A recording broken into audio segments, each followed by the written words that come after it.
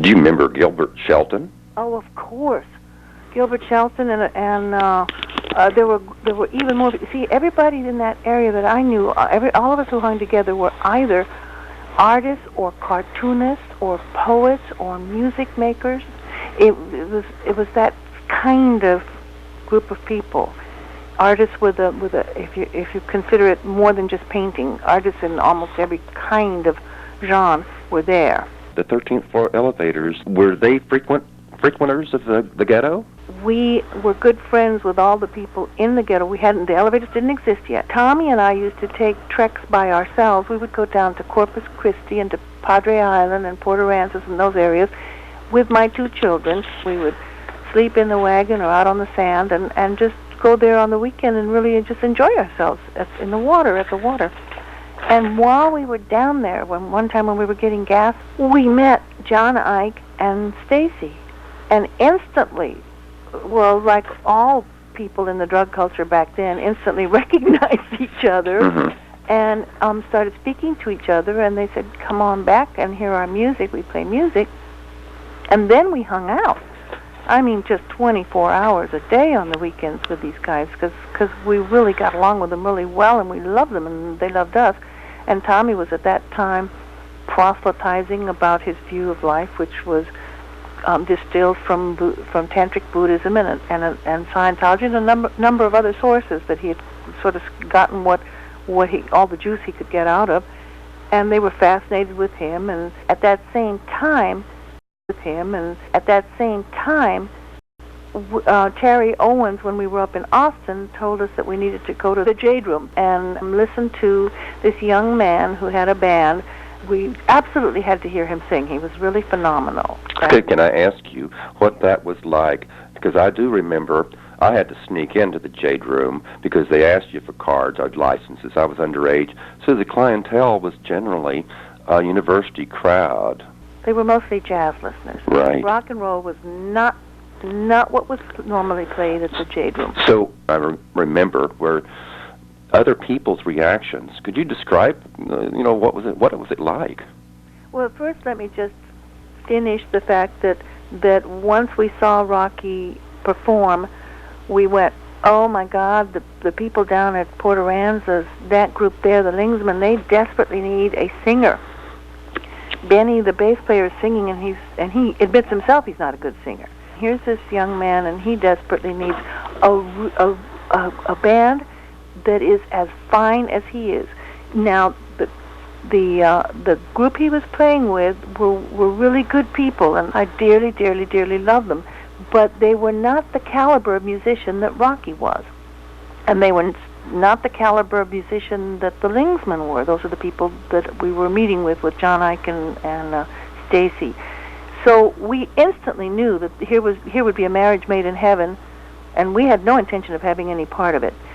But when they met, and when they got high together, and when they played music together, there was just no question about the fact that they were born to play together. Now, what it was like, I can tell you what it was like the very first time I ever went. I had my 2 children with me, so even though you got carded, my children didn't. They were allowed to come in with me, and my daughter remembers it, too. And Tommy and I sat at a table with Terry Owens. What were your children's names, by the way? Laura was my daughter, and my son was Roland. They must have been about 4 or 5 then, and Laura must have been about 6 or 7, something. They're a year apart, or 14 months apart. Nevertheless, I remember very, very clearly sitting with Terry Owens and with Tommy and looking at Rocky, and Rocky had, apart from the fact that he had a wonderful voice and incredible musicianship, there was a thing that he did I'd never seen anybody else in my whole life do, especially not rock and roll musicians. Rock and roll musicians do not look at the audience, and they do not make contact with audience members. What they do is they look at each other, and they play to each other mostly. Now the Elevators did. They played to each other when they got going. But there would be a break, and there'd be the moment when Rocky would start to sing lyrics, and whenever that happened, he would turn to the audience, and he would make an unusually long eye contact with each and every single person in that audience. Every single one of them. And they would say to me afterwards the same thing I felt. that he was singing specifically to each of them. And I felt he was specifically singing to me, and Tommy thought he was specifically singing to him. Every single person there, and not because he was doing that to woo them or to romance them. That was his way. He always treated every single human being, no matter how he met them, he treated them as a full and complete and important person. And they weren't just like people that you pass by on the street. It was like the movie, the Crocodile Dundee, where he's in New York and he's going, "Good-day, good-day, good-day, good-day," to every single person he passes. Mm-hmm. That's Rocky. I could go to a store with Rocky, and I would notice maybe maybe two other people in the store. And Rocky would come back and describe in the most wonderfully hilarious way, the silliest, funniest way, every single person he met there. And he would have had some kind of an exchange with every single person in the store, even if we were just going down for oranges and cokes, Or even if we were just going down for oranges and cokes, He was so attuned to other people. Was this before or after he began, exploring psychedelics? Well, he began exploring them immediately when he met us. Oh, I see. It was an immediate thing with us. We were very upfront about it. Tommy said, my wife and I take psychedelic drugs. We would never, ever, ever mess with pills. We would never, ever, ever shoot anything up whatsoever. We have no interest in escapism or any kind of that kind of thing.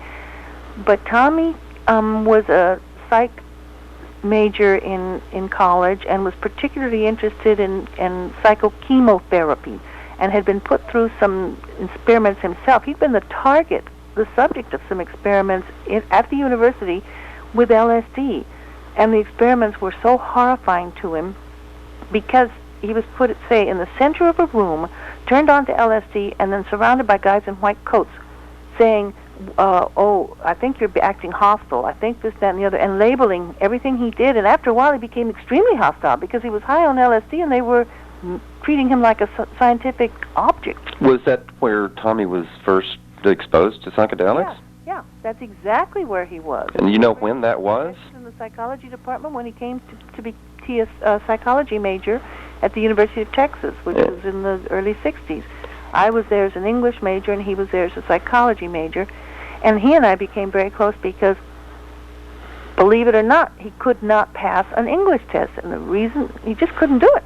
And the reason for that was he would be given an essay of 500 words and he'd go, I only have 20 words to say about it. I cannot pad. Or he'd be told to say something in 20 words and he'd say, but I need to say 500 about that. I can't use one word less or one word more than what I need to say what I need to say. I can't make my words fit the mold they want for this particular assignment. And I had to work with him because I was an English major to get him to do a little padding, but it was very hard for him. Tommy Hall wrote many of the Elevators songs, yes, collaborating with Rocky and yourself. Mm-hmm. And it's, what you're saying is interesting in that Tommy didn't seem to have any difficulty communicating through the music. Because he wasn't given an assignment. He wasn't told this song must have exactly so many words, no fewer, no less. He could say however many words he wanted to, and Rocky could put music to it. Or Rocky would come up with a piece of music, and suddenly Tommy would have the words that would work with it. Basically, he couldn't do the English assignments because he was too gifted. He was too gifted. It was as if you took Mozart in the movie, in Amadeus, which surprisingly enough I got to sing in, because they needed a coloratura. In Amadeus, they talked about Mozart putting too many notes into his music. Mozart said, I don't use one note more than I need. I use the exact number of notes I need. Well, that was Tommy. Exact number of notes I need. Well, that was Tommy.